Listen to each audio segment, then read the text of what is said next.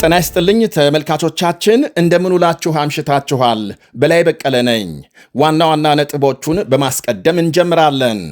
ኢራን ጦርነቱን ለማቆምና የሆርሙዝ መተላለፊያን ለመክፈት አዲስ የሰላም ዕቅድ ማቅረቧ ተነገረ። ለእስከዛሬው ንግግር አለመሳካት አሜሪካንን ተጠያቂ አድርጋለች። ፕሬዝዳንት ትራምፕ ግን ከእንግዲህ ኢራንን በስልክ ካልሆነም በአካል አላናግርም እያሉ ናቸው። ሊባኖስ ሄዝቦላህን የውጭ ፍላጎት አስፈጻሚ ስትል ከሰሰች። የኢራን ባለሥልጣናት 10 ሚሊዮን ቶን በጦርነቱ የወደሙ ሕንፃዎች ፍርስራሽ የሚያነሳ ተሽከርካሪ ተቸግረናል እያሉ ናቸው። እስራኤል በሊባኖስ በርካታ ቦታዎች የሸፈነ ከፍተኛ ዘመቻ መክፈቷ እየተነገረ ነው። በሌላ በኩል እንዲሁም በአማራ ክልልና በጎረቤት ደቡብ ሱዳን የደረሱ ከባድ አደጋዎችን የተመለከተ መረጃም ይዘናል። ሁሉንም በዝርዝር እናቀርባለን። አብራችሁን እንድትቆዩ ጋብዛለሁ።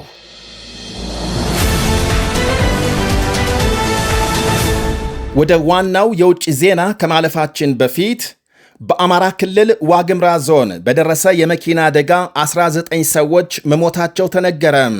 የዞኑን ፖሊስ ጠቅሶ ቢቢሲ ማምሻውን ባሰራጨው ዘገባ ከእህል ጋር 80 ሰዎች ደርቦ በመጫን ከጎንደር እብናት ከተማ ወደ ሰቆጣ በመጓዝ ላይ የነበረ አይሱዙ መኪና ተገልብጦ 19 ሰዎች ሲሞቱ 61 መቁሰላቸው ተነግሯል።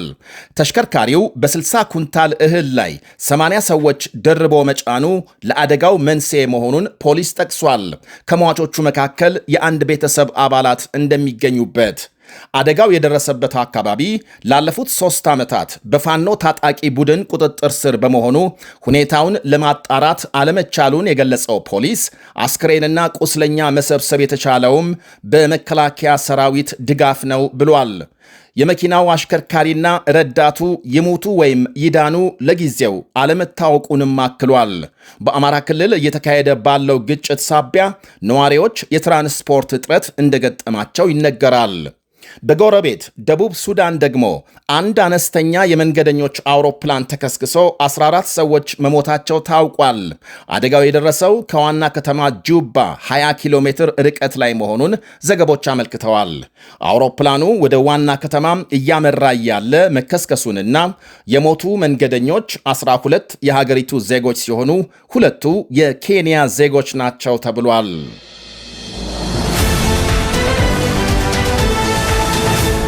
ኢራን አዲስ የሰላም ዕቅድ ለአሜሪካ ማቅረቧ ሲነገር ውጭ ጉዳይ ሚኒስትር አባስ አራክቺ ሩሲያ ገብተዋል። ኢራን በፓኪስታን በኩል ለአሜሪካ አቅርባለች የተባለው አዲስ የሰላም ዕቅድ የሆርሙዝ ሰርጥ እንዲከፈትና ጦርነቱ እንዲያበቃ፣ የኒኩሌር ጉዳይ ግን ለሌላ ጊዜ እንዲተላለፍ የሚጠይቅ ነው ተብሏል። ኢራን የሆርሙዝ መተላለፊያን ስትከፍት አሜሪካም በወደቦች ላይ የጣለችውን እገዳ እንድታነሳ፣ ጦርነቱ እንዲያበቃም፣ የቴሄራንን የኒኩሌር ግንባታ በተመለከተ ተጀምሮ የነበረው ድርድር ለሌላ ጊዜ እንዲሻገር በእቅዱ መካተቱን አንድ የአሜሪካ መገናኛ ብዙሃን ከፍተኛ የሀገሪቱን ባለስልጣን ጠቅሶ ዘግቧል። የተደረሰው ተኩስ አቁም ለረጅም ጊዜ እንዲራዘም ወይም ቋሚ ጦርነት የማቆም ስምምነት እንዲደረስ፣ የኒኩሌር ንግግር የሆርሙዝ መተላለፊያ ከተከፈተና የአሜሪካ እገዳ ከተነሳ በኋላ እንዲጀመር ጠይቃለች ነው የተባለው ኢራን። ይሄ አዲሱ የኢራን ዕቅድ ወይም የሰላም ሐሳብ ለአሜሪካ ባለሥልጣናት የተላከ ሲሆን እስካሁን በጉዳዩ ላይ ምንም መግለጫ አልሰጡም። የኢራን ውጭ ጉዳይ ሚኒስትር አባስ አራክቺ ከጥቂት ቀናት በፊት ፓኪስታን በተጓዙበት ጊዜ ከአሜሪካ ጋር ባይገናኙም ከፓኪስታን ባለሥልጣናት ጋር በአዲሱ ዕቅድ ላይ እንደመከሩበት ተነግሯል። የኒኩሌር ጉዳይ እንዲዘገይ ጭምር። ውጭ ጉዳይ ሚኒስትሩ ዛሬ ሩሲያ መግባታቸውን ተከትለው ለሪፖርተሮች በሰጡት ቃል ለድርድሩ መክሸፍ ከአሜሪካ የቀረቡ ከመጠን ያለፉ ያሏቸውን ጥያቄዎች በምክንያትነት ጠቅሰዋል። አሜሪካም በእስካሁኑ ድርድር ካቀረበቻቸው ጥያቄዎች መካከል ኢራን የኒኩሌር ፕሮግራሟን እንድታቆም፣ የኒኩሌር ቦምብ ለመስራት ያበለጸገችውን ዩራኒየም ለሌላ ነፃ ሀገር አሳልፋ እንድትሰጥ፣ ሄዝቦላህና ሐማስን ለመሳሰሉ በአካባቢው ለሚንቀሳቀሱ ሚሊሻ ቡድኖች የምትሰጠውን ድጋፍ እንድታቆምና በሆርሙዝ መተላለፊያ ደህንነቱ የተጠበቀ ነፃ የመርከቦች ዝውውር እንዲኖር የሚሉት ይገኙበታል። የአሜሪካው ፕሬዝዳንት ዶናልድ ትራምፕ በበኩላቸው ኢራን እውነተኛ ድርድር የምትፈልግ ከሆነ በስልክ ታነጋግረኝ ብለዋል። ትላንት ሌሊት ከፋክስ ኒውስ ጋር ባካሄዱት ቃለ ምልልስ የኢራን ባለሥልጣናት መነጋገር ከፈለጉ ደውለው መነጋገር እንችላለን፣ ከዚያ ውጪ ለጊዜው ሰው የመላክ ዕቅድ የለኝም ብለዋል። ትራምፕ ከትላንት በስቲያ ቅዳሜ ልዩ ልዑካቸው ስቲቭ ዊትኮፍ አማካሪያቸውን የልጃቸውን ባል ጃሬድ ኩሽነርን ወደ ፓኪስታን እንደሚልኩ ይፋ ካደረጉ በኋላ የኢራን ልዑካን ቡድን ከፓኪስታን ወደ ሀገሩ መመለሱን ተከትሎ ትራምፕ ሐሳብ መቀየራቸው ይታወሳል። አሁን ደግሞ በስልክ ካልሆነ አንነጋገርም እያሉ ናቸው። ሩሲያ የገቡት የኢራን ውጭ ጉዳይ ሚኒስትር አባስ አራክቺ ዛሬ ከሰዓት ከፕሬዝዳንት ቭላዲሚር ፑቲን ጋር መነጋገራቸው ታውቋል። ፑቲን ለመካከለኛው ምስራቅ ሰላም መስፈን ሩሲያ የተቻላትን ሁሉ ታደርጋለች ብለዋል። በዚሁ ጊዜ ኢራንም ከዚያ ከባድ የጦርነት ጊዜ በኋላ ሰላም በእጅጉ እንደሚያስፈልጋት የኢራን ውጭ ጉዳይ ሚኒስትር ሩሲያ ስላደረገችው የማይናወጥና የማይለወጥ ላሉት ድጋፍ አመስግነዋል። አባስ አራክቺ ከሌሎች የሩሲያ ባለሥልጣናት ጋር 1 ሰዓት ገደማ የፈጀ ስብሰባ መቀመጣቸው ሲነገር የአሜሪካ ልዩ ልዑክ ስቲቭ ዊትኮፍ በበኩላቸው ከግብፅ ውጭ ጉዳይ ሚኒስትር ባድር አብዱላቲ ጋር በስልክ ማውራታቸው ታውቋል። ከኢራን ጋር ስለተደረሰው ተኩስ አቁምና በቀጣይ ስለሚኖሩ የድርድር ሂደቶች ላይ ትኩረት አድርገዋል። የተባበሩት አረብ ኤሚሬትስ አንድ ከፍተኛ ባለሥልጣን ደግሞ ለኢራን ጥቃት የተሰጠውን ምላሽ በተመለከተ የባሕረ ሰላጤውን ሀገሮች አጥብቀው ተችተዋል። ሀገሮቹ ለኢራን ጥቃት የሰጡት ፖለቲካዊና ወታደራዊ ምላሽ በጣም ደካማ ነው ብለዋል የኤሚሬትስ ፕሬዝዳንት ልዩ አማካሪ አንዋር ጋርጋሽ። 6 አባላት ያሉት የባሕረ ሰላጤው ትብብር ምክር ቤት በኢራን ጉዳይ ደካማ አቋም መያዙን የገለጹት ባለሥልጣኑ በወታደራዊ መስክ ተገቢው ምላሽ አልተሰጠም፣ በፖለቲካ ረገድም እዚህ ግባ የሚባል እንቅስቃሴ አልነበረም ብለዋል። ከኢራን ጋር መልካም ግንኙነት መስርተው ቢሆን ችግሩን በቀላሉ መፍታት ይቻል እንደነበር አመልክተዋል። ወደ እስራኤል ሊባኖስ መረጃ ስናልፍ የእስራኤል ሄዝቦላህ ውጊያ ዛሬ ሰኞም ተጠናክሮ ሲቀጥል የሊባኖስ ፕሬዝዳንት ጆሴፍ ኡን ለተኩስ አቁም መጣስ ሄዝቦላህን ተጠያቂ አድርገዋል።